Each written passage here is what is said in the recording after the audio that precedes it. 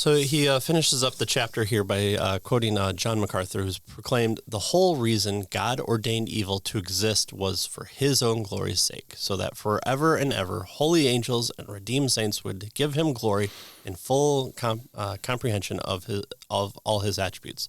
And I believe it's Hebrews says that the angels even look upon redemption and wonder and glorify. Angels aren't redeemed.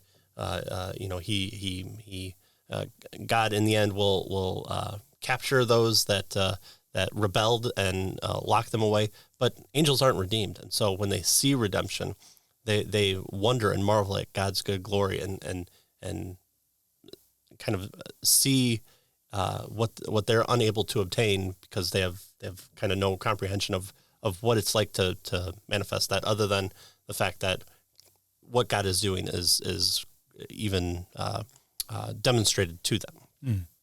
So prior to sin, God was not worshipped fully for his righteousness against the background of unrighteousness. He was not worshipped, nor could be fully for his love until he demonstrated the kind of love that loves enemy, rebel sinners. He was not worshipped fully for his holiness until his wrath displayed how he hated sin, and he was not worshipped for his grace until he displayed forgiveness and mercy on the elect. In every case, there is a great disclosure of God's nature. Why? To display his glory. Right. So notice what MacArthur is saying here. Prior to sin, God was not fully worshipped for all of these characteristics, right? His righteousness, right?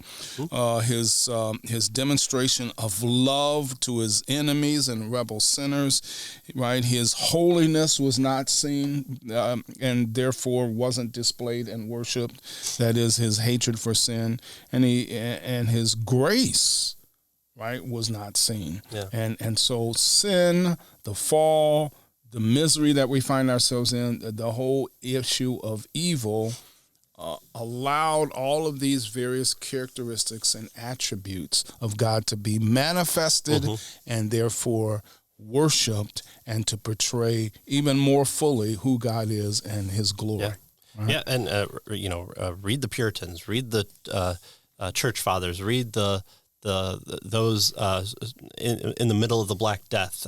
Read those in persecution. Read those who were forming new nations. What is kind of the central focus that they keep going back to, even in the midst of these hardships? It's his glory, his righteousness, his demonstration of his power. It's the redemption story.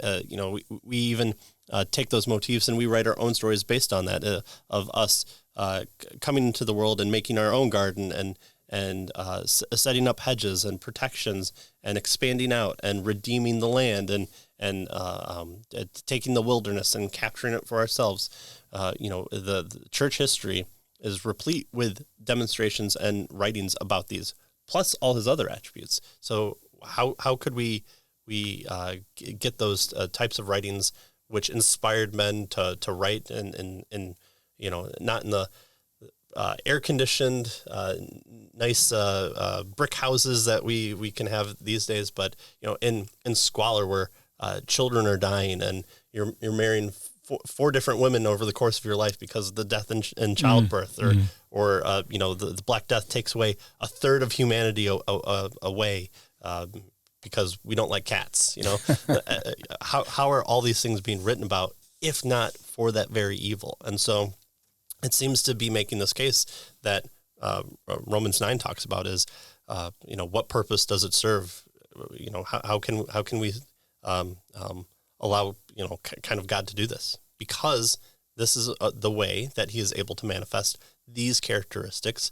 It's the way that we come to know who Christ is, and we see just the utter despair and wretchedness that he takes on by stepping down, just being human, but then living the perfect life and ultimately paying the perfect sacrifice, and then also bestowing God's righteousness upon us. Right. Like we don't see that through any other world than the world that we exist in. Right. Exactly. So that's the amazing point of this theodicy.